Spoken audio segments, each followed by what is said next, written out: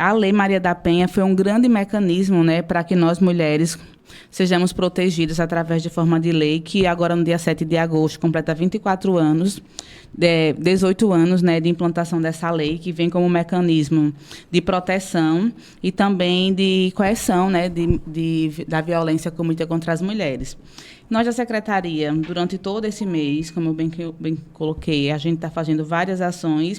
E o que é que a gente visa? Visa cada vez mais levar informação para a população, deixar a população informada, principalmente as mulheres, referente aos seus direitos, do que é a violência. Muitas podem pensar que violência é só a violência física, mas daqui a pouco a Carla vai falar um pouco, né, dos tipos de violência que é tipificado nessa lei, como essas mulheres podem detectar que está num relacionamento abusivo, como elas podem pedir ajuda e sair desse círculo de violência.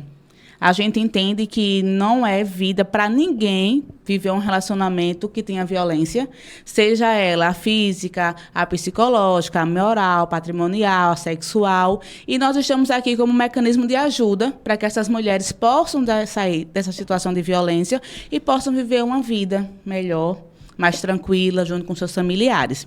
Então, de maneira muito geral, a campanha do Agosto Lilás visa levar informação para que mais mulheres se empoderem dos seus direitos, conheça um pouco da Lei Maria da Penha e saiba quais são os mecanismos que hoje o município de Batalha tem para ajudá-las a sair dessa situação.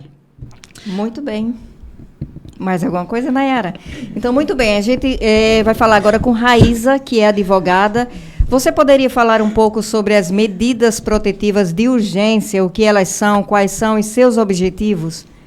Bom dia, Dineide. Bom dia a todos os ouvintes. Então, para a gente falar um pouquinho sobre as medidas protetivas de urgência, a gente precisa saber que existe uma lei que rege essas medidas protetivas, a Lei Maria da Penha. E a Lei Maria da Penha, ela vem para dar uma resposta a um problema que, por muito tempo, e até hoje muito atual, que é a violência sofrida por mulheres, né? Estudos na área apontam que, muito preocupante, na verdade, os dados que são apontados, né, que eles indicam que essas violências elas são sofridas principalmente onde as mulheres elas deveriam ser protegidas e cuidadas, que são dentro da própria casa, e por pessoas que deveriam proteger e cuidar, que são os companheiros, os esposos, os maridos, ex-companheiros, filhos. Então, a Lei Maria da Penha, ela é um resultado de uma luta de milhares de mulheres que sofriam e que sofrem violência, né? E a Lei Maria da Penha, ela é considerada uma das legislações mais importantes para a mulher. Ela traz a criação de juizados especiais, ela traz as medidas protetivas, que é isso que a gente vai falar um pouquinho agora. Então, as medidas protetivas de urgência, elas têm o objetivo de proteger, de oferecer uma proteção à mulher em caráter de urgência, para evitar que essa violência ela seja repetida, porque geralmente essas violências, além de já acontecer, quando elas denunciam, essas violências elas se repetem. Quando as mulheres elas conseguem denunciar, elas são ameaçadas logo após a denúncia e aí ocorrem novos atos de violência. É por isso que existem essas medidas protetivas. Na verdade, assim, como funciona na prática essa medida protetiva? A mulher sofre a violência, procura o fórum? Sim, ela pode procurar a delegacia. Tem delegacias especializadas de mulher para pedido. Tem o CISP aqui, pode ser pedido na Defensoria Pública e também pode ser pedido no Ministério Público.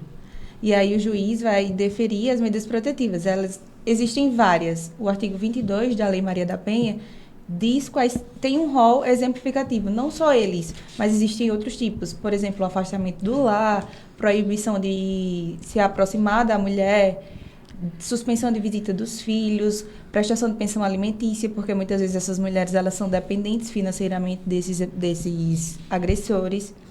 E a gente precisa entender que essas medidas protetivas, elas são ordens judiciais. Então, elas precisam ser cumpridas. O descumprimento da lei, das medidas protetivas causa a prisão do agressor. A medida protetiva em si, não, mas o descumprimento, sim. Então, de maneira bem geral, do que Raíssa está bem colocando, quando essa mulher solicita a medida protetiva, ela fica resguardada por um rol de ações que o judiciário já está previsto na lei. E quando esse homem, esse ex-companheiro, esse agressor, descumpre qualquer um desses itens, ele é passivo de penalidade de ser preso. Né? Então, isso é mais uma segurança. A gente entende que a lei, por si só, somente a lei, não dá esse caráter tão de segurança para essa mulher. Mas, quando ela está resguardada dessa lei, se ele descumprir qualquer um desses itens, já foi dado uma chance, se afaste dela. Já foi dado uma chance, paga a pensão dos meninos, deixe ela viver a vida dela. Quando ele descumpre essas regras, não tem mais o que ser feito. O juiz determina a prisão. Então, o quanto é importante que essa mulher... mas eu já me separei dele. Ele me deixou, disse que vai me deixar em paz. Ele está pagando a pensão dos meninos um mês sim, um mês não. Eu não quero mais ele. Mas ela não tem medida protetiva. Então, ele pode fazer os mesmos atos 2, 3, 4 vezes, que fica uma coisa viciosa. Um ciclo. Um ciclo vicioso. Então, quando ela está com a medida, se ele descumpriu... Ali ele entende, ele vai ser preso. Olha, Alagoas já registrou 1.100 casos de violência contra a mulher em 2024, portanto, esse ano. Dados de violações são do Ministério dos Direitos Humanos e da Cidadania e engloba qualquer ato que atente ou viole os direitos humanos da vítima. Desse total, apenas 174 protocolos de denúncias foram realizados. Por que ainda é tão difícil denunciar? Por medo. A dependência. Muitas vezes elas são muito dependentes, emocionalmente, financeiramente. A gente vive numa sociedade que a cultura é casar para viver, né? Para que os filhos cresçam tendo pai, tendo mãe, presentes. E aí eu acho que elas acabam suportando toda a situação em prol da família. São muitos motivos, né, que levam uma mulher a continuar no relacionamento abusivo. Não é somente uma dependência financeira, porque muitas até trabalham e sustentam lá. Muitas delas... A grande questão que nós observamos, muitas vezes, é uma dependência emocional. Tanto com o companheiro, mas também tipo uma responsabilidade emocional com os filhos. Aquela necessidade de manter a minha casa unida, de manter meus filhos próximos ao pai. Só que... diante de toda a situação que ela se encontra, muitas das vezes é menos prejudicial eu ficar com ele. Mas, em compensação, essa mulher, ela passa por um trauma que, às vezes, nem ela mesma sabe que está enfrentando. A saúde mental dessa mulher despenca. O exemplo de família que ela tem na cabeça dela, idealizado, muitas vezes não é real, porque o cara que está lá, muitas vezes, só é pai, não é presente. Muitas vezes não contribui como deveria contribuir na família. Então, ela mesma cria na cabeça dela a ilusão de um relacionamento que não existe. E quando a gente se propõe a repensar esse estilo de família, a repensar a vida que você está levando, como é que você quer viver a sua vida, é onde vai caindo a ficha. Porque eu volto a dizer, ninguém merece passar uma vida inteira de sofrimento. Tem situações que falam, mas ele só é agressivo comigo quando ele está bêbado. Mas se o cara bebe 4 vezes ao mês, os finais de semana, então ela já está certa que vai sofrer violência física os finais de semana todos. Isso é vida? E o que a gente fala muito nas nossas palestras. Nós precisamos ser rede de apoio. Não adianta somente apontar o dedo, né? Como você bem colocou aí os dados, e reflete muito a realidade. Muitos índices de violência. Os casos cada vez mais alarmantes. Mas cadê a denúncia? Como as meninas bem colocaram, foi por medo, pensando na família, sempre coloca o outro à frente da sua felicidade. Mas, no final de tudo, nós não podemos julgar essa mulher. Se ela precisar de ajuda 10 vezes, a gente vai estar lá disponível a 11ª vez para ajudá-la, para aconselhá-la, mostrar os direitos dela e como ela pode quebrar esse ciclo. E entender que realmente a virada de chave é dela. É uma necessidade dela, é uma escolha dela. E nós, enquanto profissionais, e aí eu englobo família, amigos, vizinhos, seja um apoio. Não seja somente aquele que vira as costas e julga. Estou aqui para lhe ajudar, o que você precisa. Porque quando a gente forma uma grande rede de apoio, onde mulheres apoiam mulheres, onde muitos homens também não aceitam esse tipo de violência. Né? E diz, você pode ter uma possibilidade de vida melhor. Isso gera nela uma segurança de que eu posso sair dessa situação. Imagine você estar no fundo do poço, precisando de ajuda, todo mundo passa e fala, ó, tá no fundo do poço porque quer? Ah, você não pode sair daí? Vá, você entrou porque você quis, é você mesmo que cavou esse poço. E do ladinho tem lá uma escada, uma corda, e ninguém joga para lhe ajudar? Definitivamente, entre briga de marido e mulher, se coloca a colher. Sim, Com certeza, É né? isso. Pois é, Carla, na rede social, quais são as violências previstas na Lei Maria da Penha e como elas se configuram? Bom dia, Edineide. Bom dia. Ouvintes. Eu vou falar um pouquinho sobre as configurações dessas violências. Como a Nayara bem colocou, a violência física, ela é configurada por empurrões, tapas, puxão de cabelo, mas eu sempre gosto de falar e citar exemplos. Em relação às mulheres, por exemplo, que muitas vezes dizem assim, meu marido é maravilhoso, mas ele só me bate no final de semana. Ele só briga, quebra algumas coisas em casa no final de semana. Então, assim, ela está passando por uma violência e mesmo assim não sabe. Na verdade, como a Raíza colocou, é uma cultura, né, muitas vezes da nossa cidade, achar que está passando, que não percebe que está passando por uma violência e acha isso normal. Né? Achar que ser agredida somente no final de semana é normal. Então, a gente acaba naturalizando muita coisa. A gente acaba naturalizando a violência física, né, achando que a gente pode apanhar todo final de semana. Uma das outras violências também é a psicológica, que aqui é mais sutil, né? Aqui a mulher passa por muitas situações e não percebe. Eu sempre gosto de falar que a violência psicológica, ela muitas vezes, além de ser sutil, ela passa por uma situação de, infelizmente, humilhar essa mulher. Tem muitos maridos, infelizmente, né? E eu gosto de colocar isso, que costuma apelidar a mulher por apelidos engraçados, né? Tipo traque-traque, bombinha, botijão.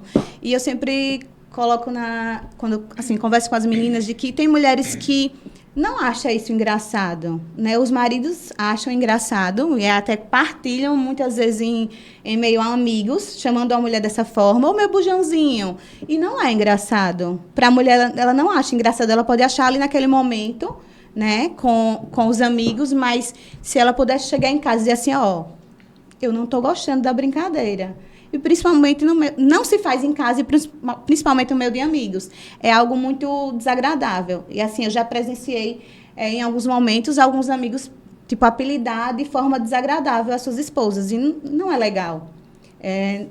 Você chamar outra... Quem você diz que ama de tipo de bujão, de traque-traque, hoje, muitas mulheres que passam por essa situação e acham que não está passando por violência, né?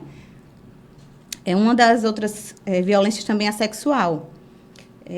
Uma das configurações dessa violência, né? É quando, muitas vezes, muitas mulheres que estão casadas e acham que são obrigadas a ter relação sexual todos os dias.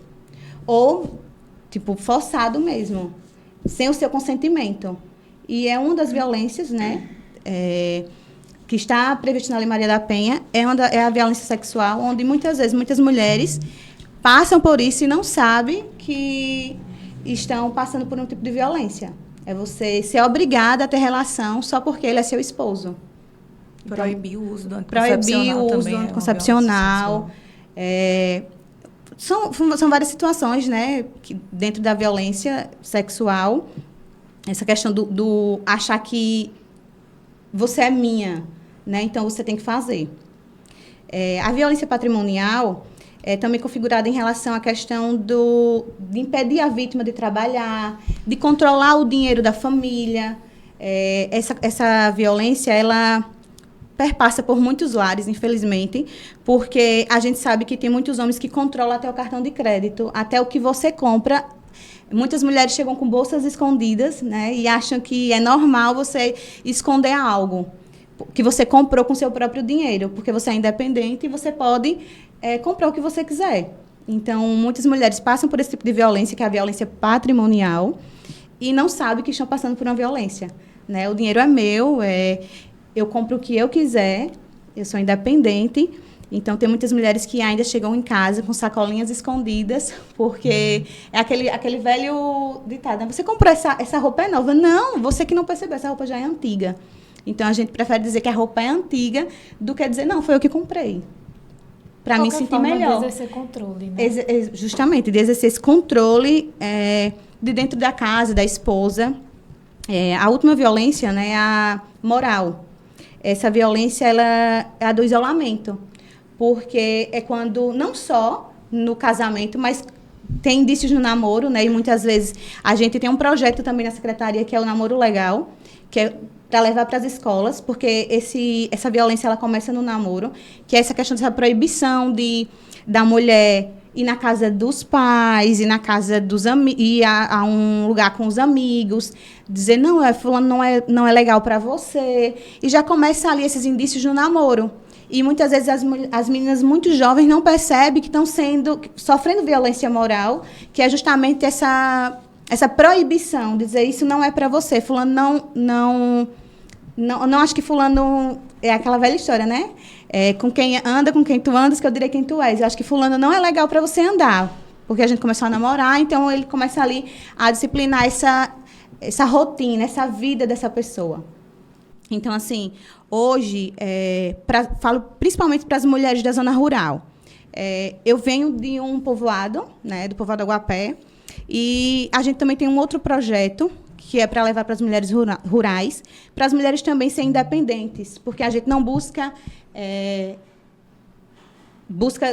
brigas, né, entre homens ou mulheres, a gente busca a equidade, né, o separar, mas citar o exemplo de alguém que vem de um povoado, ou uma mulher que vem de um povoado, que hoje é formada, não depende totalmente financeiramente, psicologicamente, de alguém para seguir a vida. Então, para essas meninas, essas mulheres que vêm da zona rural, que sejam firmes, que estudem, que não precisem depender de uma outra pessoa para sobreviver. Então, assim, principalmente para quem está me escutando, nas comunidades vizinhas, principalmente para as meninas, lutem pelos seus sonhos. Carla, eu queria fazer uma pergunta. Quanto a essa questão da violência física. A violência física, a mulher sofre a violência física, ela vai no IML, faz um corpo de delito e tal. Mas, por exemplo, como denunciar a violência psicológica, patrimonial? Como? Tem que ter prova? Como é que funciona na prática? Você vai fazer o mesmo tipo de denúncia no CISP. A única que prende, né, assim, flagrante é a física, mas todas as outras violências você pode denunciar de forma normal no CISP, prestando boletim de ocorrência, mas a única hoje que prende em flagrante é a física. A advogada que me ajude aí em relação a essa questão que houve uma mudança, né, na Lei Maria da Penha agora recentemente.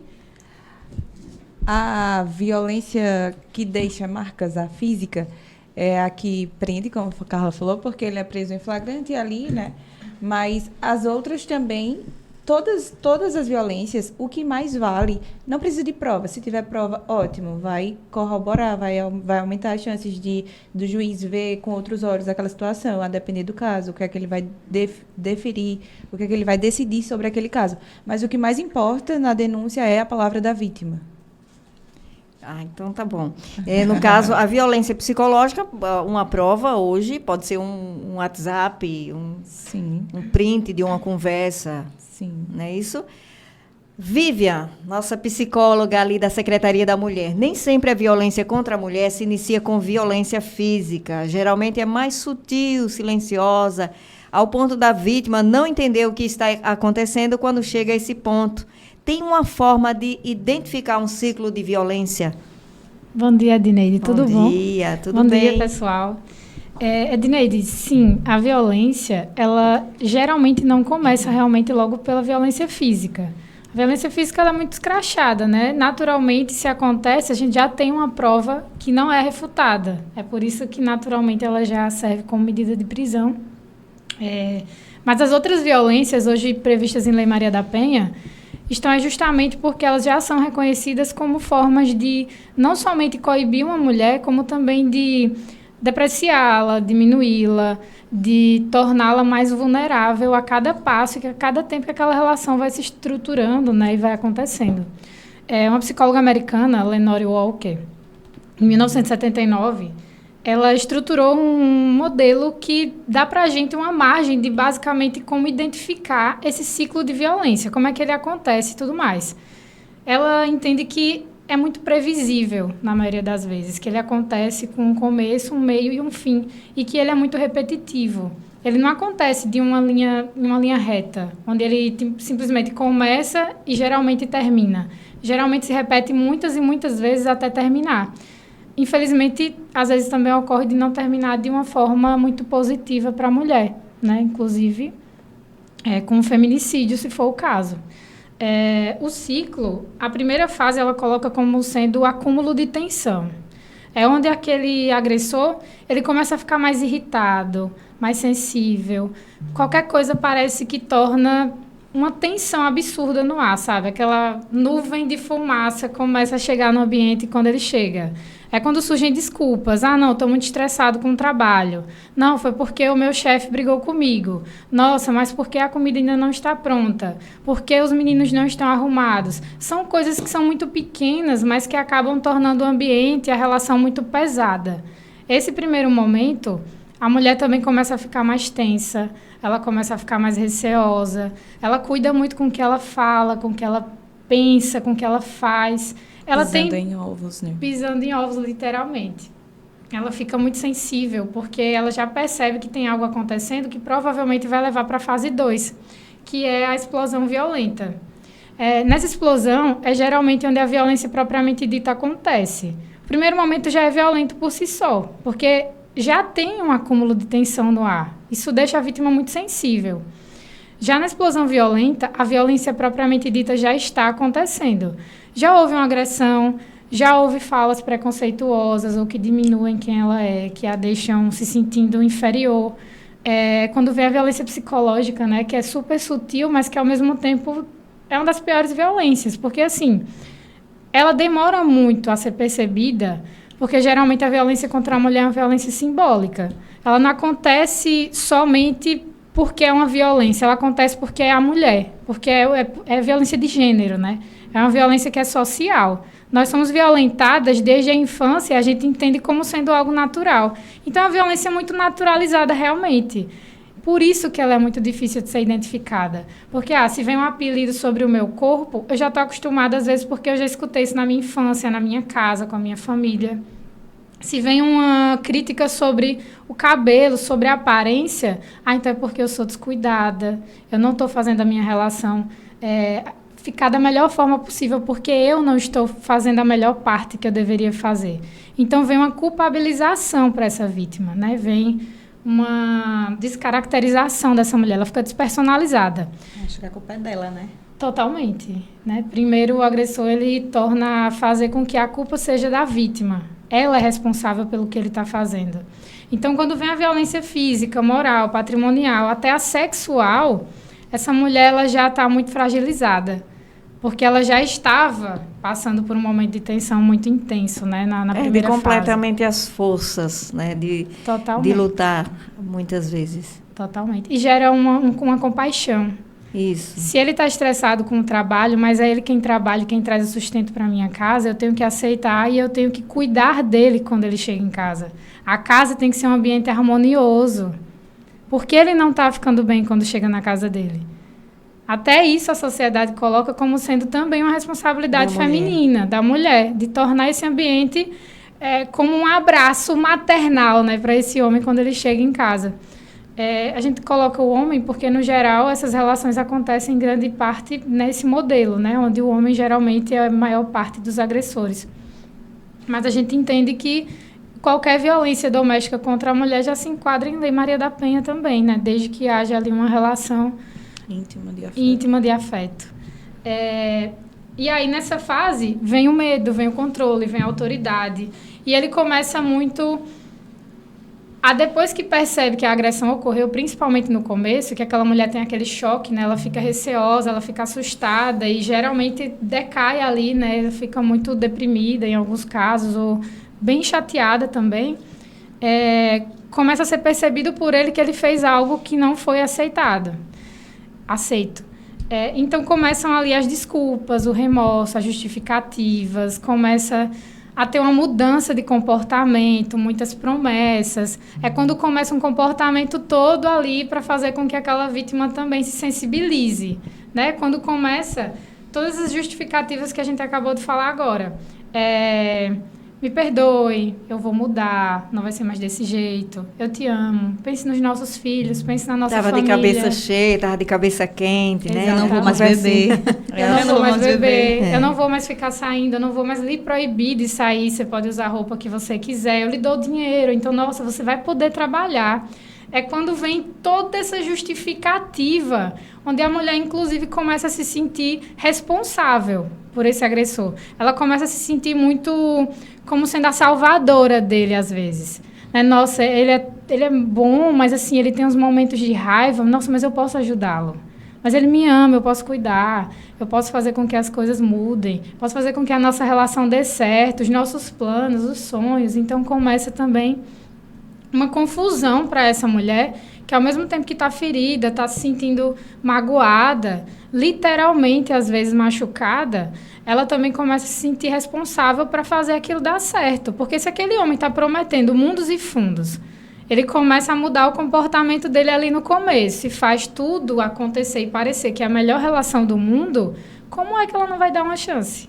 Ela ama aquele sujeito. Ela começou uma relação pensando em tudo dar certo, né? Então, tem muita idealização. É a fase da lua de mel, né? Exatamente. E aí a gente passa, né, para essa fase da lua de mel, que é onde tudo isso acontece. É a fase dessa reconciliação. E quando chega nesse ponto, Adneide, as coisas ficam tão confusas que geralmente o ciclo recomeça. É por isso que é um ciclo. Porque ele começa com um acúmulo de tensão, né? Ele começa com coisas muito sutis, mas que já vão magoando, e termina justamente ali num pedido de desculpa muito verdadeiro, às vezes genuíno, mas que não é mantido porque não houve realmente uma tentativa de mudança. É muito mais uma tentativa realmente somente de pacificar as coisas e fazer com que tudo fique bem naquele momento, mas não houve um comprometimento real de mudança. Então, existem formas, né, de identificar quando essa violência ela não é pontual, quando ela está sendo recorrente, quando aquele relacionamento realmente já está num ciclo vicioso de violência atrás de violência. E, geralmente, esse ciclo ele repete muitas e muitas vezes até que ele vai ficando cada vez mais tenso, intenso, caótico, e depois de um tempo ele já não mantém as mesmas fases. Porque ele realmente vai ficando muito conturbado. E né? pode chegar à violência física. Pode chegar à pior violência de todas, que é o feminicídio. Né? Isso. Que é a morte da mulher por ser mulher. Meninas, qualquer pessoa pode denunciar, por exemplo, meu vizinho está passando por um momento de o marido está ali agredindo tal, eu posso denunciar. Qualquer pessoa pode denunciar hoje um abuso contra a mulher? Sim. Hoje nós temos alguns canais de denúncia, né? Nós temos o 180, que é a Central de Atendimento à Mulher. Nós também temos o 181, que é o Disque Denúncia. A Polícia Militar é o 190, que também entra em contato com a CISP, né? Que faz o atendimento regional quando acontece. Nós também temos o número de contato da Secretaria da Mulher, que é o WhatsApp também. Então, já vou deixar aqui para o pessoal, caso queira anotar. É o 99958-6014. Nós estamos lá na secretaria de segunda a sexta-feira, de 8 horas ao meio-dia. E nós contamos aí com advogada, com psicóloga, assistente social. Nós também prestamos, né, essas informações, esclarecimentos, né, caso eles ajam de forma pontual, para essas pessoas que às vezes veem pessoas conhecidas passando por esses tipos de violência, ou até pessoas que também passam esses tipos de violência e têm dúvidas, às vezes, se realmente está vivendo tudo isso. Existem, sim, formas de denunciar, formas que são efetivas, né, e que funcionam. E nós estamos lá também para auxiliar, tirando essas dúvidas. A gente sabe que nesses 24 anos, né, da Lei Maria da Penha, houve muitos avanços. Mas por que ainda é tão difícil? Eu volto à pergunta de novo. Por que ainda é tão difícil denunciar? Por que tantas mulheres sofrem ainda? E, assim, o que mudou, de fato? Quais esses avanços que os números ainda são crescentes a respeito da violência contra a mulher? Essa é uma pergunta até, Edneide, que nós nos fazemos enquanto equipe. E a gente entende que o tema de violência é um tema muito complexo. Isso. A gente tem uma carga muito cultural nas nossas costas, né? Essa lei, como você colocou, está completando 24 anos agora. Mas se a gente for pensar que desde os primórdios mesmo, lá da antiguidade, a mulher sempre foi vista como uma propriedade. Lembra quando os casamentos eram arranjados pelos pais? Quando a mulher era vendida como mercadoria? Então, de muito tempo. Claro que hoje a gente tem uma grande evolução, temos muitas conquistas, né? O direito ao voto, o direito ao divórcio. Já pensou que até pouco tempo atrás a gente não poderia nem pensar em se divorciar. Poder tomar uma pílula anticoncepcional. Não poderíamos nem tomar... cartão de crédito. Então, são vários avanços, né, que hoje nós, mulheres, conquistamos. Estamos no ponto ideal? Claro que não. A gente tem muito que ser conquistado, muito que ser lutado. E tudo que a gente tem hoje foi em cima de lutas. Todos os direitos que nós temos conquistados é porque um grupo de mulheres lutou, cobrou, fizeram passeatas, movimentos. Porque a mulher, ao longo do tempo, ela deixou de perder esse caráter de propriedade, porque nós éramos antes uma propriedade do homem, onde ele poderia fazer o que ele quisesse. E o tempo mudou. Não é mais aceitável que nós possamos passar por uma visão dessa, por uma situação dessa. E isso incomoda. Incomoda muita gente que hoje uma mulher esteja à frente de uma grande empresa, como diretora, como empresária. Antes, os comerciantes sempre eram homens. Hoje, a gente vê como exemplo o nosso comércio de batalha, a grande maioria são de mulheres, mulheres novas, meninas que estão inovando no comércio. Então, a mulher está cada vez mais buscando espaço. Às vezes, o espaço não seja tão fácil de ser conquistado, mas se não houver uma luta, não se disponibilizar para ir em busca dos seus sonhos, a gente não consegue realizar. Nada se vem de maneira fácil. É preciso haver uma conquista para a realização. Mas, pensando na sua pergunta, muito foi conquistado. Ainda falta se conquistar muitos outros direitos. Mas o que nós, enquanto mulheres, podemos fazer? É não fugir dessa luta. Isso. Não é se empoderar a um ponto de dizer assim, eu não aceito passar por certas situações. Alguns meses atrás, nós estávamos aqui falando sobre as profissões. E a gente trouxe alguns profissionais aqui para falar o quanto que no ambiente de trabalho delas, elas fazem a diferença. E eu me recordo muito da fala da Cássia, que é engenheira, que está trabalhando aqui no município, uma grande profissional. E ela falava assim, quando eu cheguei para trabalhar à frente de uma equipe de homens, pedreiros, serventes, eu dava uma ordem e eles meio que me olhavam assim, essa mulher não sabe do que está falando. Seguiam outra ordem, faziam por conta própria e não iam seguindo as ordens dela. Por ela ser mulher. Por ela ser mulher. Às vezes vinha um outro funcionário que nem engenheiro ela era, ou era numa escala subordinado a ela, dizia a mesma coisa que ela e eles acatavam.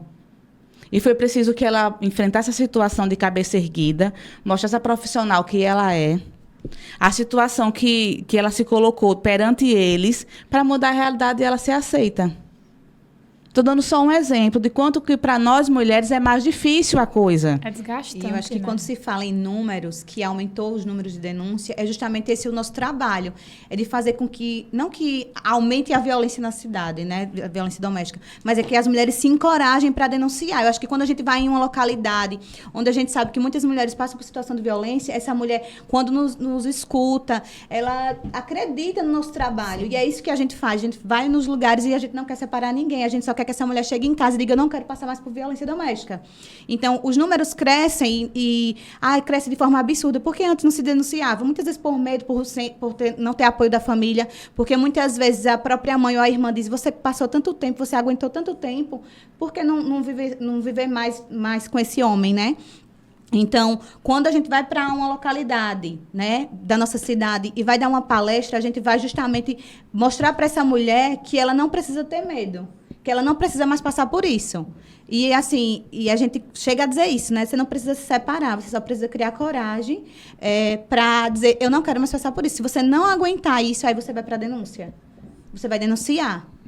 Então, assim, a gente leva essa força, essa confiança de que as coisas funcionam. Porque muitas vezes acontece e elas não acreditam, muitas vezes, que a denúncia vai dar certo. Então, a gente passa essa credibilidade de que o trabalho é sério, de que realmente a medida protetiva ela é válida. E uma das coisas da medida protetiva hoje, né, dentro da medida protetiva, existe o grupo reflexivo para homens. Não existia, que é uma medida protetiva que não existia na cidade de Batalha, né, e há alguns meses atrás foi colocado para os homens agressores, que eles precisam, uma vez por mês, estarem no fórum para fazerem um tipo de reflexão, né, diante de tudo que eles vinham fazendo esse tipo de agressão em casa. Então, esse grupo é justamente para que eles reflitam, né? Porque quem precisa realmente de tratamento é o agressor, é quem agride a vítima.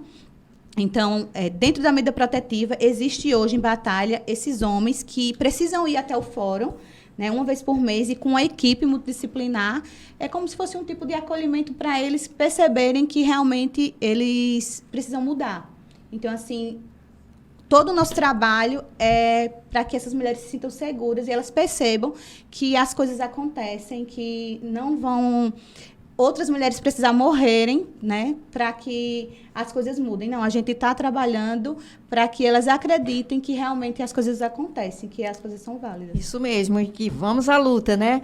Nós estamos conversando aqui com as meninas da Secretaria Municipal da Mulher, Nayara Matias, secretária na Secretaria da Mulher e Pessoa com Deficiência, Raíza Monteiro, advogada, Carla Araújo, assistente social, e Vivian Firmino, psicóloga. As meninas têm feito um trabalho belíssimo de conscientização e apoio à mulher e à pessoa com deficiência. Meninas, e as considerações finais de vocês? Fica com a secretária. Nesse momento, assim, se eu pudesse deixar uma mensagem para toda mulher que está nos ouvindo nesse momento, é que cada vez mais nós precisamos ser detentoras do conhecimento e das rédeas da nossa vida. Desde a fase da adolescência, e hoje a gente percebe que cada vez mais meninas estão entrando em relacionamento, namorando, paquerando mais cedo, né, com 12, 13 anos. E que é aí, minha gente, nesse início desse relacionamento, que a gente vai paquerando, que a gente precisa entender o que é melhor para cada um. O que é melhor para essa menina, como ela pode se proteger, como ela pode entrar num relacionamento e não sair lesada. E Carla falou que a gente tem esse projeto do namoro legal. É um projeto que a gente não vai ensinar ninguém a namorar, não é isso. Mas é a forma de você se resguardar para que no futuro você não venha entrar num relacionamento abusivo. Vale tudo em nome do amor? Não, não vale. Aquele ciúme muito exagerado, de proibições. Tenham cuidado, porque isso pode ser uma cilada. Hoje eu tenho esse exemplo que eu levo para mim, para a vida. E eu sempre já falei ele para as meninas em outros momentos. Eu atendi uma senhora que tudo começou nesse relacionamento, 30 anos de casamento, onde foram várias agressões físicas, psicológicas, na violência física, quebrou o braço, fraturou o rosto. E tudo a gente conversando no atendimento, ela dizia, Nayara, ele sempre foi assim. Ele me beliscava no namoro. Mas eu achava que isso era algo normal. Quando eu vestia um short que eu não gostava, eu era tida como a errada, não podia usar batom vermelho. E a gente pensando, e você ainda entrou, né, nesse relacionamento em nome do amor. E às vezes acha até que é ciúme, que está Sim. apanhando porque o homem tem ciúme. E é uma proteção, sabe? Ele cuida de mim. Então, prestem atenção aos sinais. Vivian bem colocou que o ciclo é algo muito repetitivo e muitas vezes o fim dele é o feminicídio. Então, para que a gente possa cada vez mais nos proteger enquanto mulher, proteger nossas filhas, nossas vizinhas, nossos parentes. O conhecimento é a mudança dessa situação. Então, quando eu estou com conhecimento que eu estou passando por isso, eu estou em uma situação de violência, aí eu vou sair dessa situação. Eu não quero isso para mim. conhecimento ele liberta, né? Sim. Porém, quanto mais tempo você fica nesse ciclo, mais difícil é para você sair. Então, se eu já passo um relacionamento, eu sei que não está legal para mim, e eu permaneço nele, mais na frente vai ser mais difícil eu sair desse ciclo. E é isso que a gente leva falando desse ciclo. Quais são as violências? São essas. O ciclo acontece dessa forma. Aí tem pessoas que falam assim, nossa, eu já passei por isso. Eu estou na fase 1, eu estou na fase 2. E agora, o que é que eu faço? Pensa e pensa mesmo. Será que isso é vida? Será que eu mereço viver essa vida? E a decisão é pessoal. A gente leva a informação a fim de você se sensibilizar da sua situação. Mas a mudança de vida é pessoal. Que ela passa por um critério único, né, de cada pessoa, de cada mulher. Cada uma vai ter uma própria situação, né, questões de vulnerabilidade, emocionais, financeiras, físicas, sociais. A gente sabe que a grande dificuldade é justamente porque cada mulher ela vai ter suas particularidades e vai ter seu próprio entendimento do que é um relacionamento amoroso, do que ela está disposta a aceitar, do que é válido ou não, pelos ideais que ela carrega a vida inteira. Então, assim, a informação ela chega, mas a gente entende que também é um trabalho que precisa de tempo, precisa ser maturado, precisa que aquela mulher também se fortaleça emocional e psicologicamente para que ela consiga tomar decisões. Porque às vezes identifica, mas a tomada de decisão ela é muito difícil. É quebrar uma regra social que está estipulada, estruturada desde sempre. Veio da avó, veio da bisavó, veio dos amigos. A sociedade ela é construída numa base sólida que qualquer coisa que atrapalhe como ela vai seguir vai ter um malefício, né? A gente vai colher os frutos também, a gente vai ser criticada. Isso. Então, a gente leva o conhecimento e a gente também está lá disponível justamente para fazer esse acolhimento. Porque a gente entende que, mesmo passando por violência, é muito difícil quebrar o ciclo, né? A gente não naturaliza, a gente também não vai dizer o que cada pessoa, cada mulher tem que fazer da própria relação e da própria vida, ao mesmo tempo que a gente está, com certeza, para oferecer todo o apoio e suporte que ela precisar para caso ela decida realmente e consiga quebrar esse ciclo aí violento. E dizer assim... Tão importante denunciar, né? Para que a gente consiga, pelo menos, interromper esse ciclo. Porque conseguir acabar com a violência, a gente não vai, mas juntas a gente pode conseguir muitas coisinhas, né? Meninas, e quanto à rede de apoio? Porque, assim, a gente sabe que a Secretaria faz um trabalho maravilhoso, vocês fazem um trabalho maravilhoso, mas igreja, escola hoje participa também, está inteirada nisso também, em propagar esse conhecimento, porque às vezes a gente sente que fica só aquele órgão ali, trabalhando em cima daquilo ali, querendo conscientizar, mas não há abertura, por exemplo, da sociedade, não há abertura das igrejas, não há abertura das escolas, para que haja essa conscientização. Vocês veem dessa forma ou existe essa rede de apoio hoje? A rede de apoio ela existe, mas ela tem que ser construída e fortificada a cada tempo que vai passando. Sim. A gente tem que entender que as igrejas, as escolas, qualquer órgão de repartição vai passar por pessoas que já fazem parte dessa sociedade e também tem essas crenças aí, né, que são muito desestruturadas e baseadas nesse consenso geral. Então, é um trabalho também nosso justamente fortalecer essa rede. É o que a gente vem fazendo aí desde que a secretaria foi inaugurada em dezembro, que é formar um conselho, estruturar esse conselho com pessoas da sociedade, com pessoas que trabalham aí em órgãos que oferecem, né, atendimentos sociais, de saúde e tudo mais. E, por exemplo, agora em agosto, nós vamos fazer palestras nas escolas, nas igrejas, quem sabe, se nós conseguirmos, né, nas agendas. Vamos tentar passar por todos os âmbitos sociais, justamente porque, sim, essa rede ela é super importante.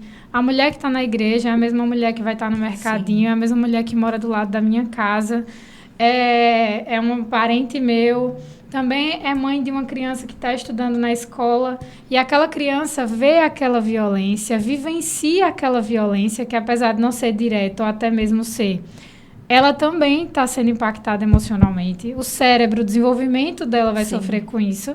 Então, as escolas entram como uma base também muito importante para a gente trabalhar esses conceitos de violência, porque os filhos vivenciam direto ou indiretamente dentro de casa. E isso afeta porque é a geração futura, né? Isso. Serão crianças que virarão adolescentes e adultos que também vão compor essa sociedade, vão se relacionar entre si. Então, sim, é muito importante. E que bom que você dê essa abertura até para a gente fazer esse pedido, né? De conscientização e também de empoderamento de todos esses órgãos e lugares para que vejam essa situação como algo que é real e que precisa, sim, ser trabalhado. Porque a violência não é um fenômeno atual. Ele não surgiu agora. Ah, Nayara, foi estar com 3 anos aqui falando de violência. Não. É antigo. Violência contra a mulher é um tabu. Quem falava sobre isso? A gente até comentava, né?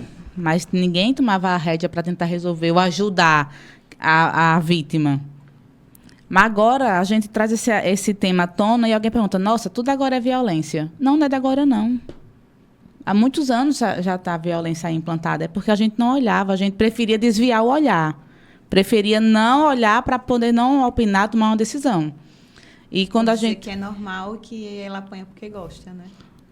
Na verdade, é a desculpa mais fácil de dizer. Eu não sabia, ou ela está porque ela gosta, é porque ela quer. Espera aí, está na hora de repensar o pensamento. Isso. Porque essa resposta só é uma maneira superficial de não olhar o problema, de encarar realmente. E o quanto que é importante que cada vez mais outros espaços comecem a implantar mecanismos de identificar, de ajudar a mulher vítima. As igrejas, minha gente, hoje as igrejas, ela é um campo aberto, é um campo que é necessário se falar sobre isso.